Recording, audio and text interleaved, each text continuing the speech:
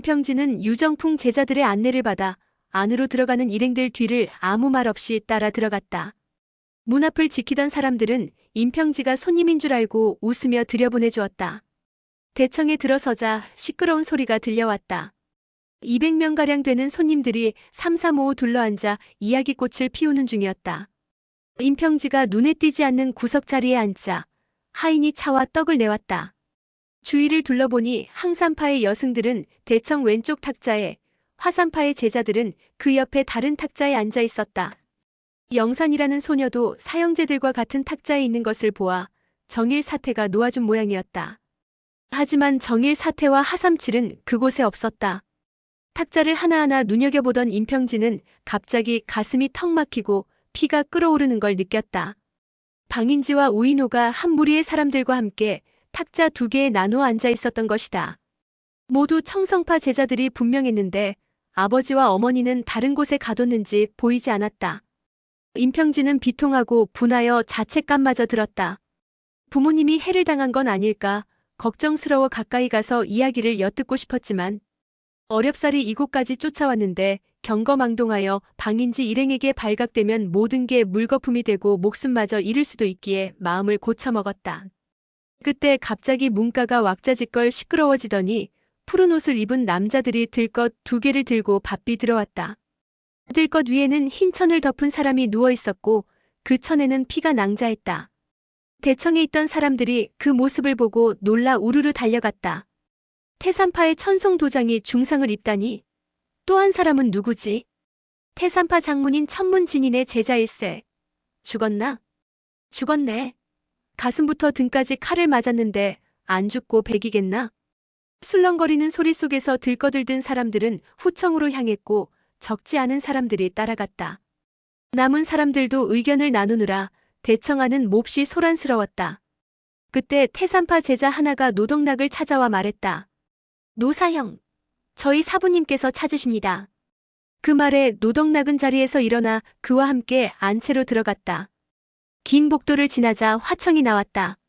상석에는 태사의 5개가 나란히 놓여 있었는데 그중 4개는 비어있고 나머지 하나에는 체구가 건장하고 얼굴이 붉은 사람이 앉아 있었다. 노덕락은 5개의 태사이가 오화건파의 장문인을 위한 자리라는 걸 알아차렸다. 숭산파, 항산파, 화산파, 형산파의 장문인은 아직 도착하지 않아 자리가 비어 있었고 유일하게 자리를 차지하고 앉아있는 근엄한 얼굴의 남자는 태산파 장문인 천문진인이었다. 상석의 양쪽으로는 항산파의 정일사태, 청성파의 여창에, 전람 안탕산의 하삼치를 포함한 19명의 무림 선배들이 자리를 잡고 앉아 있었다. 그리고 말석에는 제법 부유해 보이는 작고 통통한 중년인이 짙은 주황색 비단 장포를 걸치고 앉아 있었다. 바로 이곳 주인인 유정풍이었다.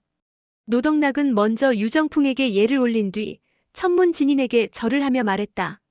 화산파 제자 노덕락이 천문 400님께 인사 올립니다. 천문진인은 끓어오르는 분노를 참지 못해 흉악한 표정을 지으며 태사이의 손잡이를 쾅 내리쳤다. 영호충은 어디 있느냐? 목소리가 어찌나 쩌렁쩌렁한지 천둥이라도 치는 것 같았다. 멀리 대청에 있는 사람들조차 그 엄청난 소리를 듣고 안색이 변했다. 노덕락은 깊은 내공이 실린 천문진인의 불호령에 귀가 멍해져 한동안 그 자리에 엎드려 있다가 겨우 몸을 일으켰다. 400님께 아뢰입니다. 영호 사형과는 형영에서 헤어진 후 형산에서 다시 만나 유사숙님께 할애를 드리기로 약속했습니다. 오늘 오지 못하더라도 내일이면 반드시 도착할 것입니다. 그 말에 천문진인이 눈을 부릅떴다. 감히 이곳에 온다고? 그놈이 무슨 낯으로? 화산파의 대제자 영호충은 틀림없는 명문정파 사람이다. 그런데 음란하고 나쁜 짓만 골라하는 채화대도 전백광과 어울리다니 대체 어찌된 일이냐? 제가 알기로 대사형과 전백광은 일면식도 없습니다. 평소 술을 좋아하는 대사형이 상대가 전백광인지도 모르고 함께 술을 마신 것 같습니다. 그러자 천문진인이 발을 구르며 일어나 노한 목소리로 외쳤다. 아직도 그런 말로 영호충 편을 들려느냐? 천송사제, 어디 한번 말해보게. 어쩌다 그런 중상을 입었나? 영호충과 전백광은 어떤 사이던가? 사람을 실은 들것 2개는 화청 서쪽 끝에 놓여 있었는데 그중 하나에는 죽은 사람이, 다른 하나에는 수염 긴 도사가 누워 있었다. 도사의 얼굴은 핏기 하나 없이 허연 반면 덥수룩한 수염은 새빨간 피에 흠뻑 젖어 있었다. 오늘 아침 저와 지사질이 형양회안에 있는 회안로에서 영호충과 전백광 그리고 어린 여승을 보았습니다. 도사는 말하는 것도 힘겨운지 몇 마디만으로도 숨이 넘어갈 듯 헐떡였다. 천송사형, 말을 아끼십시오. 방금 하신 말씀은 제가 전하겠습니다. 유정풍이 나서서 노덕락에게 말했다. 노현질, 자네와 영호 현질이 사제들을 이끌고 여기까지 와주다니 악사형과 현질들에게 실로 고마움을 금할 길이 없네. 영호 현질이 어쩌다 전백광이라는 악당과 어울리게 되었는지는 모르겠으나 진상을 철저히 밝혀 만에 하나라도 영호 현질이 잘못을 저질렀다면 한 집안이나 다름없는 우리 오악건파에서 자네 사부를 대신해 잘 달래. 그때 천문진인이 버럭 소리를 질렀다. 달래긴 뭘 달랜단 말인가. 목을 베어 문규를 바로 잡아야지. 그 말에 유정풍이 차분하게 말했다.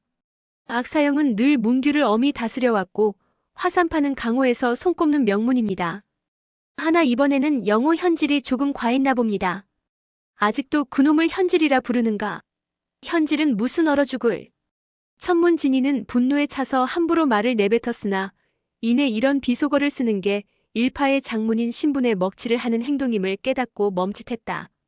하지만 뱉은 말을 주워 담을 수도 없는 노릇이니 그저 흥하고 녹이 충천하게 코웃음을 치며 다시 의자에 앉았다.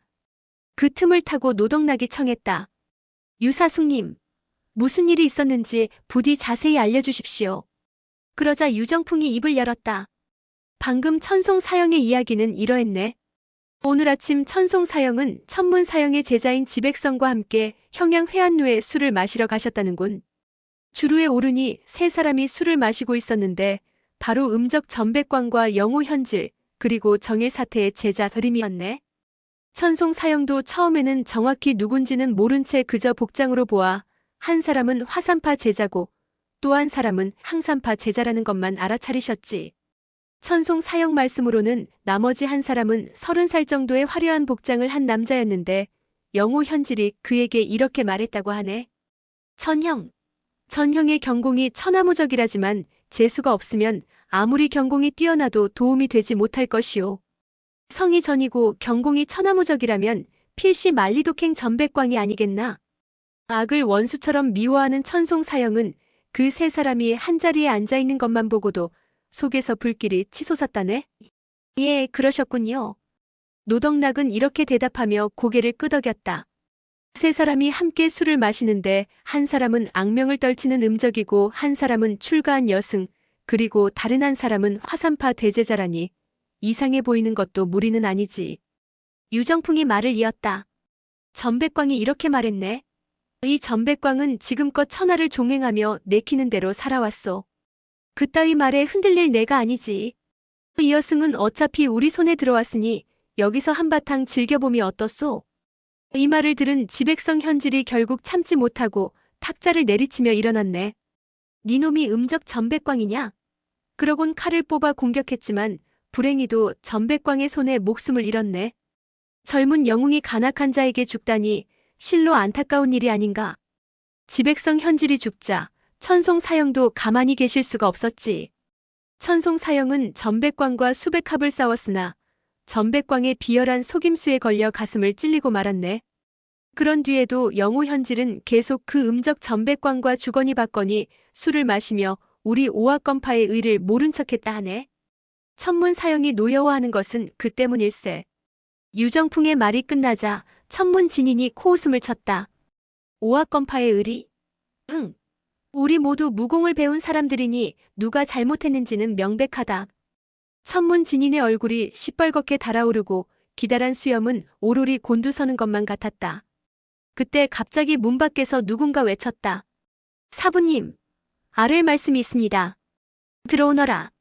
제자의 목소리를 알아들은 천문진인이 말하자 젊은 남자가 화청으로 들어와 주인인 유정풍에게 예를 올리고 다른 선배 무리민들에게도 인사한 후 천문진인에게 말했다. 사부님, 천백사숙님께서 소식을 보내오셨습니다. 본문의 제자들을 이끌고 형양에서 전백광과 영호충 두 음적의 행방을 수색했으나 종적이 묘연하다고 합니다.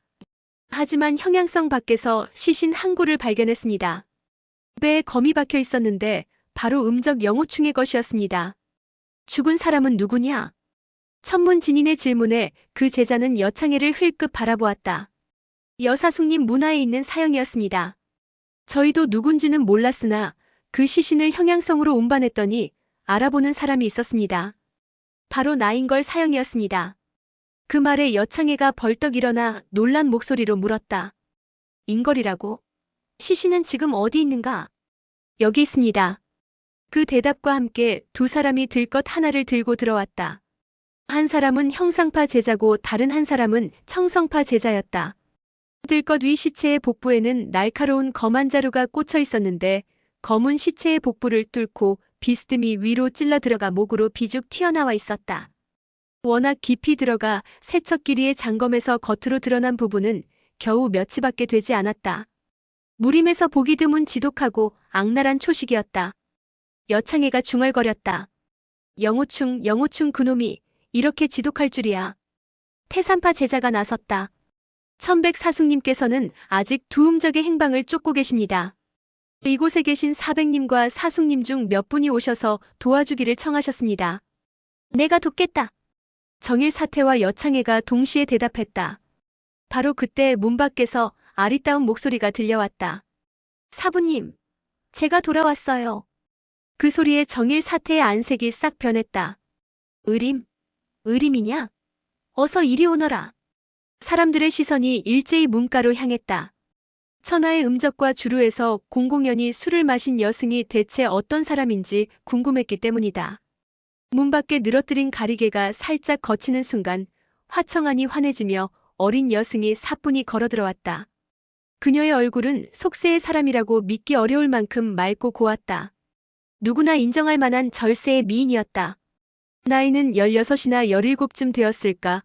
펑퍼짐하고 볼품없는 승복조차 그녀가 입고 있으니 어떤 비단옷 못지않았다. 그녀는 정일 사태 앞으로 다가와 얌전히 절을 올렸다. 사부님. 입을 여는 순간 그녀의 입에서 울음이 터졌다. 그러자 정일 사태가 안색을 굳히며 물었다. 대체 어찌된 일이냐? 어떻게 돌아왔느냐? 의림이 울며 고했다. 사부님. 하마터면 다시는 사부님을 못 뵐 뻔했어요. 울음 섞인 그 목소리는 흠잡을 데 없이 고왔고 정일 사태의 옷자락을 잡은 여린 손은 투명하리만치 휘었다. 이 모습을 본 사람들은 누구나 똑같은 생각을 할 수밖에 없었다. 저런 미녀가 어쩌다 출가를 하게 되었을까? 그러나 여창애만은 그녀를 한번 쳐다본 뒤 완전히 관심을 끊고 오로지 나인걸의 시체에 꽂힌 검만 응시했다. 검자루에는 푸른 술이 달려있고 자루와 이어진 검날에는 화산 영호충이라는 5글자가 또렷하게 새겨져 있었다. 여창애는 시선을 돌려 노덕락이 허리에 찬 검을 살폈다. 그 검에도 똑같은 푸른 술이 달려 있었다. 순간 몸을 날린 여창애는 빠른 손놀림으로 노덕락의 검을 낚아챘다. 워낙 순식간에 일어난 일이라 노덕락은 제대로 반응조차 하지 못했다. 챙하는 소리와 함께 노덕락의 검이 검집에서 뽑혔다. 여창애가 검날을 살펴보니 역시나 화산 노덕락이라는 글자가 새겨져 있었다.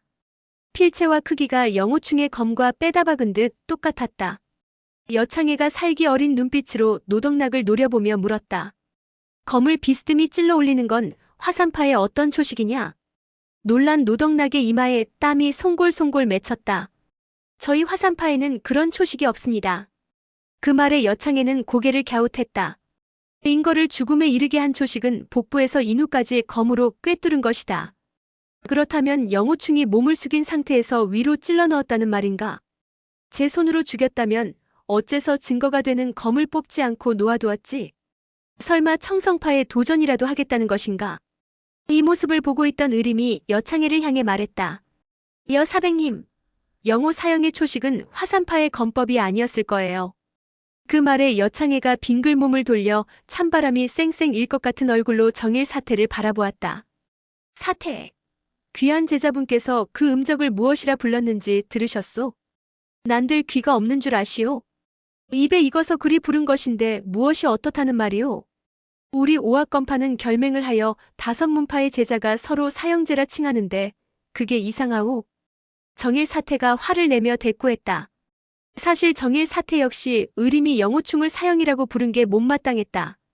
여창애가 아무 말하지 않았다면 분명 꾸지람을 했을 테지만 여창애가 무례하기 그지없는 말투로 꼬집는 바람에 도리어 의림의 편을 든 것이다. 흥, 좋소. 여창애는 그렇게 외치며 순간 손을 뻗어 노동락의 멱살을 잡고 벽으로 던져버렸다. 그러자 노동락이 쾅 하고 벽에 부딪히면서 천장에서 먼지가 우수수 떨어져 내렸다. 네 이놈. 니놈은 오는 내내 나를 염탐했다. 무슨 꿍꿍이를 품고 그리했느냐? 벽에 부딪혀 겨우 바닥에 내려선 노동락은 오장육부가 마구 뒤집히고 다리가 후들후들 떨려 그 자리에 쓰러질 것만 같았다. 겨우 벽을 짚고 버티는데 귀를 때리는 여창의 목소리에 심장이 쿵 내려앉았다. 저 늙은 여우가 소사매와 내가 몰래 뒤를 따랐다는 걸 알고 있었구나. 정일 사태는 그 광경을 무시하고 의림을 불렀다. 의림, 따라오너라. 어쩌다 그놈들에게 붙잡혔는지 빠짐없이 이야기해다오. 그녀는 의림의 손을 잡고 화청 입구로 걸어갔다. 저렇게 어여쁜 여승이 음란한 도적 전백광의 손에 들어갔으니 순결을 지키지 못하였음은 불보듯 뻔했다. 그런 이야기를 남들 앞에서 하기 어렵다는 걸 이해하는 사람들은 정일 사태가 제자를 다른 곳으로 데려가는 걸 굳이 제지하지 않았다. 그러나 여창애는 훌쩍 몸을 날려 그들 앞을 가로막았다. 이 일로 2명이나 목숨을 잃었으니 여기서 이야기하게 해주시오. 여창애는 잠시 뜸을 들였다가 덧붙였다. 지백성 현질은 오악건파 사람이오. 오악건파는 한 집안이라 영호충 손에 누가 죽어도 태산파는 개의치 않을지 모르나 내 제자 나인걸은 영호충과 사형제가 될 자격조차 없는 아이요. 정일 사태는 성미가 워낙 불같아 사저인 정정 사태는 물론이고 장문인인 정한 사태마저 한 발 양보할 정도였다. 그런 그녀가 앞을 가로막고 비꼬는 여창애를 가만히 두고 볼 리 있겠는가. 그의 말이 떨어지기 무섭게 눈썹이 날카롭게 치켜 올라갔다. 정일 사태가 화가 폭발하면 이렇게 눈썹을 세운다는 걸 잘 아는 유정풍은 곧 싸움이 벌어질 것을 짐작했다. 정일 사태와 여창애는 무림의 인류곳으로 두 사람이 싸우면 무슨 일이 벌어질지 몰랐다. 유정풍은 재빨리 그들에게 달려가 깊숙이 허리를 숙여 읍하며 말했다. 이 누추한 곳까지 왕림해 주셨으니 두 분 모두 이 유정풍의 귀빈입니다. 제 낯을 보아서라도 부디 노여움을 거두십시오. 모두 이 몸이 제대로 살피지 못한 탓입니다. 유정풍이 연신 읍하자 정일 사태는 기가 막힌 듯이 웃었다. 그거 참 우스운 말일세. 내가 저 땡도사에게 화를 내는 게 유현재와 무슨 상관인가? 저 사람이 나를 막아도 나는 가야겠네. 앞을 막지 않고 나를 잡아둘 수 있다면 어디에 보든지. 사실 여창애에게도 정일 사태는 껄끄러운 상대였다. 그녀와 싸워 이긴다는 보장도 없지만 만에 하나 이긴다고 하더라도 항산파 장문인인 정한 사태가 수수방관할 리 없었다. 더욱이 오악건파는 한 집안이나 마찬가지니 항산파의 눈밖에 나면 5문파를 동시에 상대하게 될지도 모르는 일이었다. 빈도는 의림현질이 모두의 앞에서 진실을 밝혀주길 바랄 뿐이요. 이 여창애가 어떻게 감히 항산파 배구남주의 앞을 막겠소이까? 여창애는 허어 웃으며 말하고는 휙 몸을 날려 자리로 돌아갔다. 알면 됐소. 여창애가 양보하자 정일 사태도 생각을 바꿔 의림의 손을 잡고 본래 자리로 돌아갔다. 그날 나와 헤어진 후 대체 무슨 일이 있었느냐? 정일 사태는 큰 소리로 물으면서도 어리고 순진한 의림이 수치스러운 일까지 밝혀 사문의 명예를 더럽힐까 두려워 재빨리 덧붙였다. 중요한 일만 이야기하면 된다. 큰 줄기와 상관없는 이야기는 꺼내지 말거라. 그러자 의림이 공손히 대답했다. 예, 사부님. 제자는 사부님의 가르침을 어길 만한 일은 결코 하지 않았습니다. 다만 그 전백광이라는 악당이 그자가 정일 사태가 고개를 끄덕이며 나섰다. 됐다 말하지 않아도 안다. 내 반드시 그 못된 전백광과 영호충을 죽여 원한을 풀어주마. 그 말에 의림이 맑디 맑은 눈을 동그랗게 뜨며 의아한 표정을 지었다. 영호 사형 말씀이세요? 그분은 벼랑간 그녀의 눈에서 눈물 한 방울이 또르르 굴러떨어졌다. 그녀가 흐느끼는 소리로 말을 이었다. 그분은 이미 돌아가신걸요. 의림의 말에 화청 안에 있는 사람들은 모두 깜짝 놀랐다. 천문 진인도 영호충이 죽었다는 말에 노기가 가라앉아 놀란 목소리로 물었다. 어떻게 죽었느냐? 누가 그를 죽였느냐? 그건 청성파의 저 나쁜 사람 짓이었어요. 의림의 손가락이 나인걸의 시체를 가리켰다. 그러자 여창에는 무척 만족스러웠다. 영호충 그놈도 인걸에게 죽었구나. 잘했다, 아주 잘했어. 죽어서도 우리 청성파의 명성을 지켰구나. 여창에는 그렇게 생각하면서도 겉으로는 의림을 노려보며 냉소를 터뜨렸다. 오화권파 사람들은 모두 좋은 사람이고 우리 청성파 사람들은 모두 나쁜 사람이라는 말이냐? 그러자 의림이 눈물을 뚝뚝 흘리며 대답했다. 그런 건 아니에요.